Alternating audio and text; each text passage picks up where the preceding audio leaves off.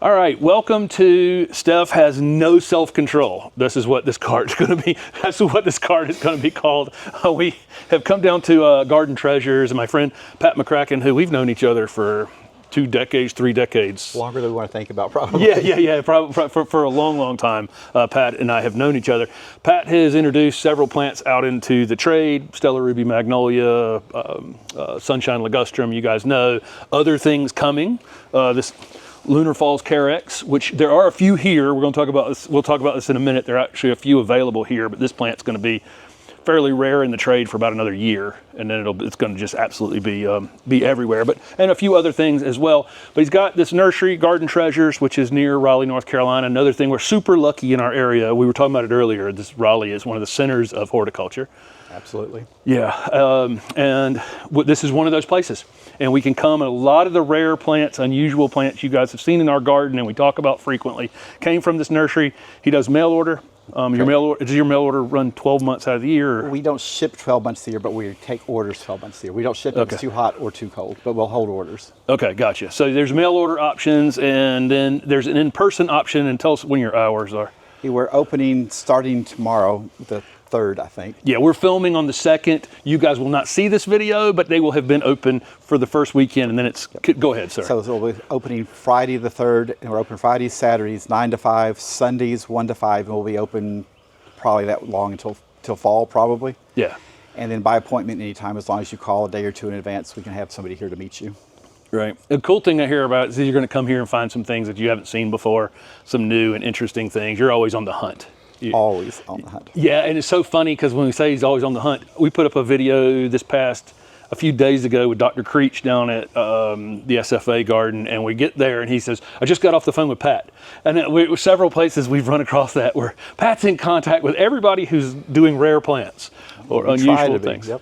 Yeah, unusual things. So again, we're going to title this video, Steph Has No Self-Control, and we're going to go through some of the plants that neither do I. We're just joking because Steph got in here, Pat and I were talking, catching up, and she's grabbing plants. It's pretty quick. So I'm just as guilty for sure of that. So we're going to go through some of the things we're going to take home. If you want to tell us about this crazy Osmanthus. Yeah, this is a really crazy one. I think it's a spike. So Osmanthus heterophyllus spike. It almost looks like a saguaro cactus, very upright, skinny, lightly branching. And it's kind of like a bowl full of razor blades. So yeah, right. It's kind of wild. So propagating this one is not fun? No, nobody wants to propagate. You have to wear leather gloves, and you're still squirting blood. You have to go to have an ambulance standby, basically. Yeah. But it's an awesome plant. Have you seen it flower? I don't think I have, but it's going to be that typical little white. Yeah, and heterophyllus is always like that in the garden. They're like shy to flower, and then 5 years in, you see flowers on it. Even like Goshiki can take 4, 5, 6 years to flower, and then okay. We grabbed several azaleas. Can we talk through some of these azaleas that we've grabbed? Yeah, this is really cool. Yeah, this is one of my absolute favorites. I actually put this one in my presentation, and we don't have one in the garden. Yep, these are one of the spider type azaleas. This is Corylopsis. Yeah. You can see the flowers. They are really long, linear petals, and they bloom like crazy. They're amazing plants. All the spider azaleas are really, really cool. And Steph picked out a new one. Unfortunately, it's now out of bloom, but this is a new one from Nuccio's nursery out in California. Nuccio's Wicked Witch.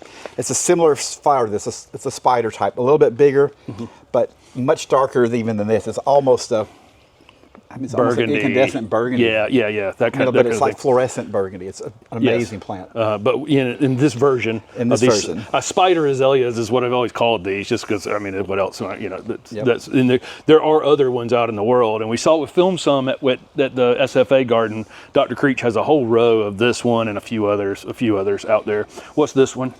This is Matsuda Gold. It's a low growing. It gets maybe less than 2 feet probably. Screaming colored flowers. You see the new growth just starting to come out with a little bit of color, but the new growth will be almost all yellow with little green polka dots. Yeah. And then it stays really brilliant for maybe a couple, 3 months, and it slowly fades to kind of a mottled yellow-green for the summer and winter. Yeah. But this is a crazy combination to go those bright flowers against the yellow foliage. Yeah, yeah. As it's coming out here, it's really, really wild. I think it just screams spring to. It screams. Screams Easter and screams and everything about this time of year. Did we cover the azaleas? We've got a viburnum. Tell us about this viburnum plicatum. Yes, it's Viburnum plicatum, Mary Milton. It's a little bit smaller flower clusters than some of the other viburnums. Yeah. But the cool thing, especially outside in the ground, not so much here in the heat, but you can see on here when they come out kind of a slimy green. Outside they'll be even greener than that, and they'll be green for maybe 4 weeks, and they slowly turn white, and then they'll slowly go from white to pale pink to dark rose, and they stay on it for maybe 3 or 4 months. It's the longest blooming of any viburnum I've ever seen. Yeah. It's a spectacular plant, and the fall color on it actually turns a really dark burgundy, almost a black burgundy red. It's a really pretty fall color on it. It seems the flowers are slightly smaller than popcorn, and so is the foliage. Will the plant actually stay a little bit smaller too? It's a little bit smaller, but it's really tight. It's almost like a little pyramidal dome thing. Yeah. But really tight. Maybe 12 feet eventually, but it's like at 20 years, maybe to 12 feet. Right. So slow. Yeah, and not dwarf. And the nice thing about plicatums is they bloom for a goodly amount of time, and then you get the foliage is so clean on them, and then you get fall color and all the things that we love about viburnum. But that one probably blooms 3 or 4 times longer than any other plicatum I know of. It just keeps going. It's really good. Isn't that wild? Tell us about this Corylopsis. This is another one that I actually put in some of my talks because I think it's just such an underused plant. It's really cool. Corylopsis spring gold. Yeah. Is that right? Something like that. We just looked at it. Oh my God! Yeah. We're talking about it, but Golden Spring or something. Golden Spring. Something like that. Okay. Well, I'll put it on the screen. But especially a little more sun, it'll be really brilliant gold. You don't want too much sun; it will burn. But it's a really nice chartreuse. Blooms in the winter with little pendulous clusters of yellow flowers that have already finished now. But in the winter, before the leaves come out, it's covered with these little yellow flowers, kind of like a forsythia, but not as dense. Yeah, right. But really cool. Yeah. Blooms way before forsythia, and then the foliage is effective. Pretty much all summer. It will turn a little more green later, but in the spring it's pretty outstanding. Yeah. Do you have to put, because of the chartreuse, put them in a little bit more shade? I'd give it a little bit of shade, but if you put in too much shade, it doesn't color well. So yeah, 50%-ish maybe. Yeah. One of the things I like about Corylopsis in general is just structural. Yep. Whereas a forsythia is just kind of a meatballish, even if you're not pruning, even if you're pruning it properly. Not knocking forsythia, but I like architecture. If the plant's going to lose its leaves, I like a little architecture. They're very tiered, layered. Same thing with like Viburnum plicatum. Do that same thing where it doesn't have leaves, but it looks super cool. Yeah, it's pretty in the winter with nothing on it. So. Yeah. What do we got next? We got one conifer. What's this? This Cryptomeria here. We did a pom pom. Pom pom. Yeah. Can't say a lot about it. It's a dwarf. Yeah. It will get up to 10 or 12 feet, so it's a big dwarf. Yeah. But it's slow. That's 2 or 3 years of growth already. So we get about maybe 6 or 8 inches a year off of it. Yeah. Fairly upright, very congested foliage. Hence, I guess the term pom pom. I've not really seen like big balls on it. I don't know that the name fits this one when I've seen it. Tufted tips on it, maybe. Yeah. One nice thing about it is it stays upright and narrow. It stays upright. And it's a conifer that's not, I wouldn't call it soft, but it's not prickly in any way, shape, or form, which is kind of nice. And so we have. Everybody knows the limited space we have in our garden. Probably not great for Corylopsis, but perfect for this, for sure. So what else do we have? Down here? There's a hydrangea over there. What's that? Variegated? That's a serrata? It's a serrata, and this is Kokonoi Yama. I'm not sure I'm saying that right. I'll let you slaughter the Japanese pronunciation. You did it perfect. You did it perfect. As good as we're going to. But this is a variegated serrata. It is a variegated one. It comes out kind of a silver mottled look. Yeah. It's only gets about 18 inches tall. It's a really low one. Yeah. Spreads out maybe 3 feet across, but just say it's really flat, covered with very small clusters of kind of a not a ball type, more of an open lacy type. Yeah, lace cap. Lace cap, but it's it's a lavender. A lot of times you get blues or pinks. This is more of a lavender. Yeah. And against that silver foliage, it's just outstanding. I think it's absolutely the best hydrangea that I've ever seen, period. I'd give it an A+++. Over any of them. Yeah, right. Yes. Again, a lot of them do get big and take up a lot of space. This one, you can use in really small spaces. Yeah. It doesn't eat its neighbors, but this color is outstanding on it. And it blooms for a really long time. And it being a lace cap, it's going to get pollinators on it too. It's an awesome plant. Yeah. So, what's up here? This is probably kill this genus on this. It's Symphytum. Yes. Axminster Gold. It's one of the big comfreys. This will get 3-4 feet across. Maybe the leaves will be 2.5 feet long. So, Yeah. So think of a giant hosta basically, but it's not a hosta. Kind of semi-evergreen depending on the winter.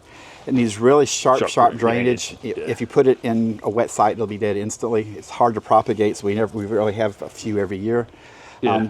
Later in the season, make spikes of kind of, the flowers are blue and they change to pink and then they change to kind of reddish colored. So it's really weird little color changing flowers on it. Yeah.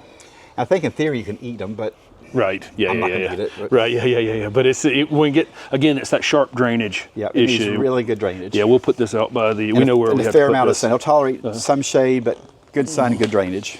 This wacky Asarum with all the flowers. This is crazy. You have to get a close up of this thing. This is just Yeah. absolutely crazy.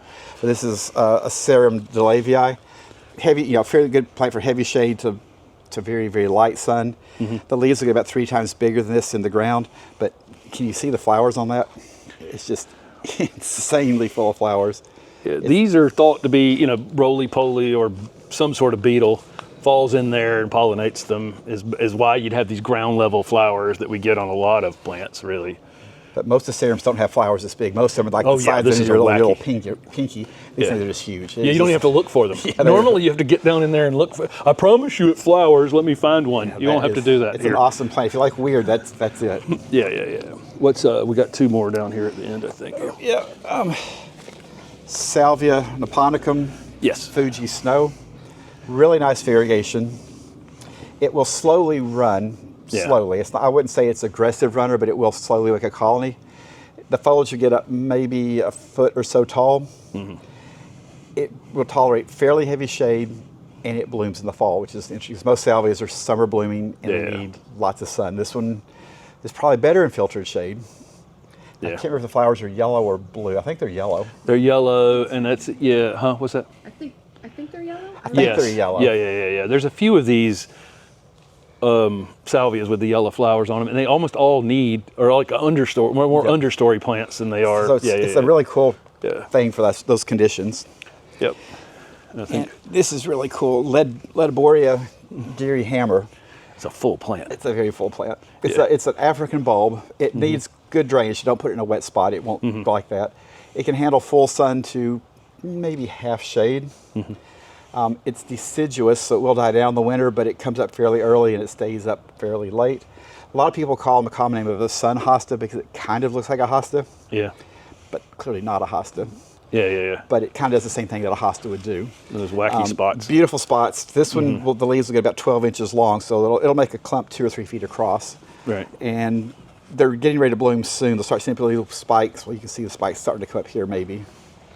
These little weird, can't even describe them, but they're alien-looking flowers. Yeah, right. But really, really cool plant. Yeah. But We great love when for we run a into this fairly one. sunnyish, but dry. They can tolerate almost no water. So really cool for that. Nice. Well, I think that is yeah, all I think we've got. I think that's all the damage that we but we've got a whole bunch of our carts out there yet, so I'm sure there'll be another 5 or 6 carts to go. Right. Well, thank you, Pat, for letting us in here a day early and picking through before, because I think you're going to have as you can see from this house, there's quite a few choices in here, and just things you're not going to see everywhere. It's just kind of fun. Oh yeah, tell us about Lunar Falls real quick before we wrap this up, because he's got a few for sale. Yeah, we've got this online for mail order. If you're out of the state area, we can ship it to you. And we also have them here at the nursery for walk-in. It's going to be very limited. We only have enough to last us maybe a few weeks, if that. But it's a mutation we found 3 years ago from a tissue culture mutation off of Feather Falls, which is arguably one of the best Carexes that there ever has been until this one came along. Now we think this is going to be even better.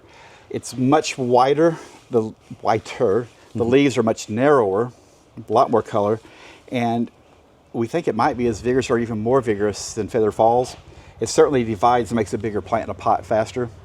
So I think filtered shade to maybe not quite full sun. Is yours in sun or We're shade? part shade on all of our Feather Falls, but I think it would probably take more if you had water. If you had adequate moisture, I think it's probably a full sun plant. But you'd have to. I don't want to do that, so I'll put it in part shade. I think it would have to be watered. Some people put it in really sunny. I think once they get this white too, that may have an impact on how they're going to hold up in the in the sun as well. But we have again, this is going to be part of the Falls series, basically. So this is Lunar Falls, which was a sport from Feather Falls, and we have Ribbon Falls, which is the green one, and then what's the other? And Moon Falls. Between the 4 of them, this is an awesome. I mean, and this one's the showiest. No question. This is the one you're going to be able to walk 50 feet away from and see it. You know, in a part shade. That matters when you get into shade. Is that I love purple plants and dark foliage plants, but a lot of times you can plant them and then walk 40 feet away from them and not see them. Yeah. Whereas this is definitely going to be. See that from a long ways away. Yeah. So this is an exciting new introduction that Pat is bringing to the market. But again, it's going to be a minute before they're everywhere. If you want one, sooner than later. Right now we're the only source. They will be available at garden centers. I'm guessing it's going to be 2 years out yet. We've just gotten stock plants out to the bigger growers. Yeah. And it's going to take them a while to build their numbers and and it's going to be in the Southern Living Plant Collection. Yeah. But I'm going to guess probably 2 years we can buy them easily at a garden center. But we'll have them in limited numbers here for that time. Right. One cool thing, if you do get here earlier than later, there's a lot of deciduous azaleas here, and there's a ton, and we're probably going to grab one in just a minute because we haven't done that yet. There's a lot of deciduous azaleas. So thank you again. Good to see you. Appreciate it. Appreciate it. Thank you, guys. Thanks. Bye.